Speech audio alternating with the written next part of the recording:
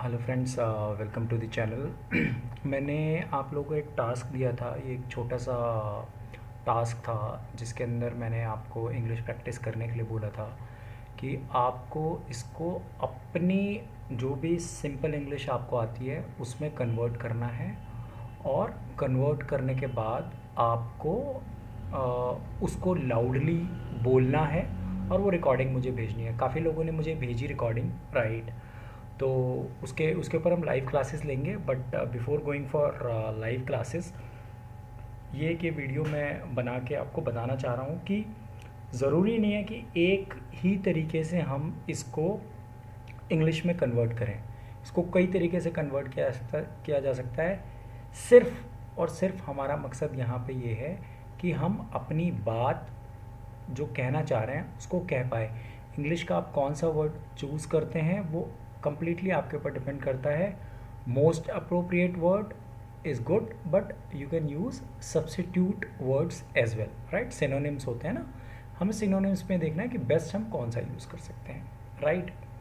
तो शुरू करते हैं आज का लेक्चर, ठीक है। छोटा सा लेक्चर रहेगा। तो ये जो मैंने दिया था आप लोगों ने, अधिकतर लोगों ने देखा होगा इसको, राइट। तो हम शुरू करते हैं इसको। सबसे पहली लाइन है, और ये टॉपिक आपने देखा होगा साइबर फ्रॉड से रिलेटेड है, तो आपकी जनरल अवेयरनेस भी बढ़ती है। कहने के लिए बड़ी कॉमन चीज़ें हैं, लेकिन जनरली हम मिस कर जाते हैं। और काफ़ी लोग, हमारे आसपास के लोग, आपने सुना भी होगा, देखा भी होगा, साइबर फ्रॉड का शिकार हो जाते हैं, राइट। तो जैसे पहली लाइन हमारी इसमें लिखी है, आज के ज़माने में साइबर फ्रॉड्स की संख्या काफ़ी बढ़ चुकी है। अब आप इसको कैसे ट्रांसलेट करना चाहते हैं आपके ऊपर है। मैं फिर कह रहा हूँ, फोकस हमारा ट्रांसलेशन पे नहीं है, फोकस हमारा अपनी बात को अपनी लैंग्वेज में कहने के लिए, राइट। आज के ज़माने में साइबर फ्रॉड्स की संख्या काफ़ी बढ़ चुकी है। इसको हम किस किस तरीके से बोल सकते हैं। एक तरीका ये हो सकता है कि आप बोलें there is a rise in the cyber fraud trend these days. So these days there is a upward trend in context with cyber frauds, right। दो तरीके होंगे हमारे इसके बोलने के, राइट। मैं लिख के आपको दिखा देता हूँ। सो जैसे मैंने बताया, एक है there is a rise in cyber frauds trend. दूसरा हमारा हो सकता है, दोबारा पढ़ते हैं हम इसको, आज के ज़माने में साइबर फ्रॉड्स की संख्या काफ़ी बढ़ चुकी है। So number of cyber frauds have increased in today's time. ये थोड़ा आपके लिटरल ट्रांसलेशन के आसपास पहुंच जाता है। दोबारा रिपीट करता हूँ, number of cyber frauds, right, संख्या is number of cyber frauds has increased these days, right. तो एक तरीका ये भी हो सकता है बोलने का। तो आप जो भी तरीका इस्तेमाल कर रहे हैं वो बिल्कुल ठीक है, ग्रामेटिकली करेक्ट होना चाहिए और मीनिंग उसका वही निकलना चाहिए, राइट। हमें हर पल सावधान रहने की ज़रूरत है। We need to be alert at all the times, और we need to be alert always. We need to be alert, सिर्फ इतने से भी हमारा काम चल जाता है, राइट। तो बहुत सिंपल तरीके से हम इसको कर देते हैं, हमें हर पल सावधान रहने की ज़रूरत है। We need to be alert all the time, every time, always, every moment, right. इस कोरोना के समय में तो ख़ास ज़रूरी है, and it becomes more important during this pandemic time, corona time, right. It becomes more important, और this is more important, or we need to be more focused during this corona period about these cyber frauds. So आपको अपनी language में बताना है। मैं फिर बता रहा हूँ, हम लिटरल ट्रांसलेशन नहीं कर रहे हैं। अधिकतर चीज़ें ऑनलाइन तरीके से की जा रही हैं, and why we need to be more alert, because almost everything is being done online, through online. Everything is being done through online methods, right. We are using online methods to do almost everything, right. Majority of the things, adhiktar majority of the things are being done online, right. सो आप अधिकतर जो भी word use करना चाहें use कर सकते हैं, right. A lot of things are being done online. Online method is adopted for lot of activities. चीज़ों को यहाँ पे हमने एक्टिविटीज़ बोल दिया, राइट। इसने ऑनलाइन फ्रॉड करने वालों का काम और भी आसान कर दिया है. सो यहाँ पे हम इसने में किसकी बात कर रहे हैं, कोरोना की बात कर रहे हैं, कोरोना टाइम्स की बात कर रहे हैं. Corona times have made it easy, corona times have made it easy for the people who do this online fraud activity, right. एक तरीका ये है करने का. दूसरा तरीका है कि हम वर्ड बाय वर्ड उसका ट्रांसलेशन करें, मीनिंग देखें और तब कन्वर्ट करें. वो तरीका भी ठीक है, कोई प्रॉब्लम नहीं है, बट वो तरीका में आपको टाइम ज़्यादा लगता है. इसने, that means this, online fraud करने वालों का काम, the work, right, has been made easy, right. So corona has made it easy for the people who do online fraud, right. हमेशा हमें ध्यान रखना है. We always have to be alert. We always need to be careful, right.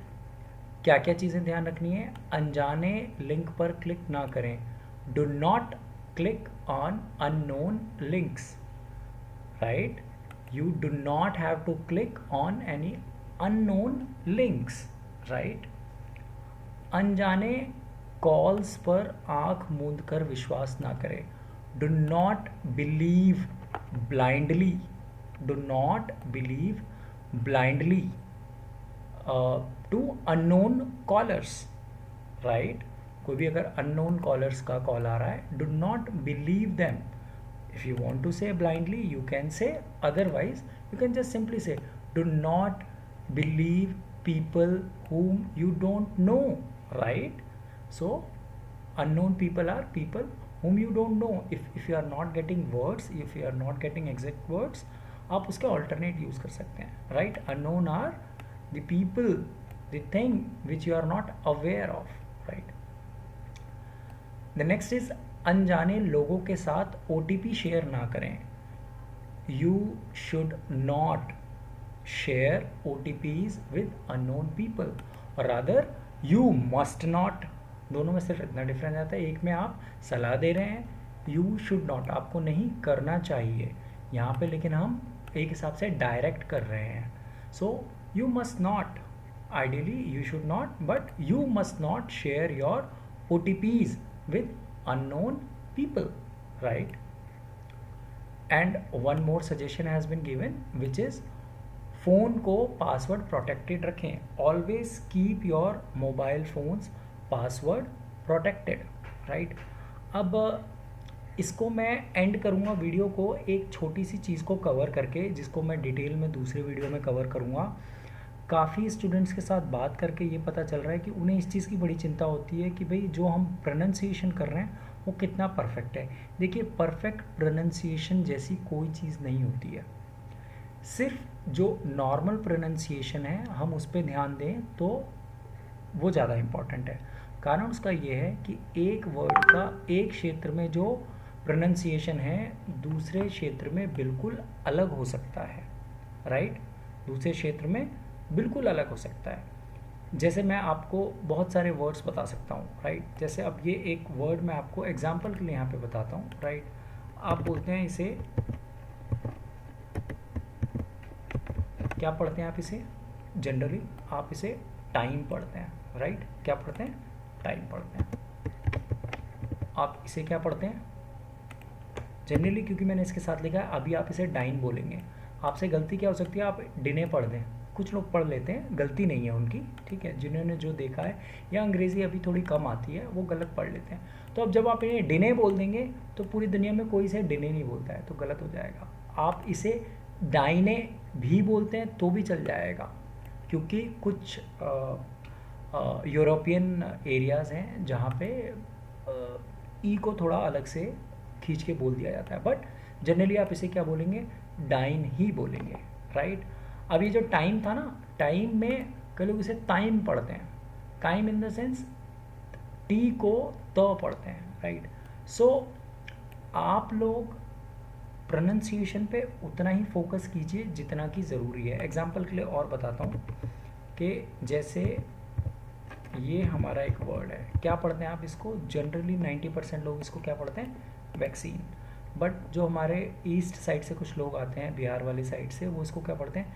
Vaccine, क्योंकि उन्हें we को हमेशा भ टाइप से पढ़ना सिखाया गया। वो लोग अपनी जगह गलत नहीं है।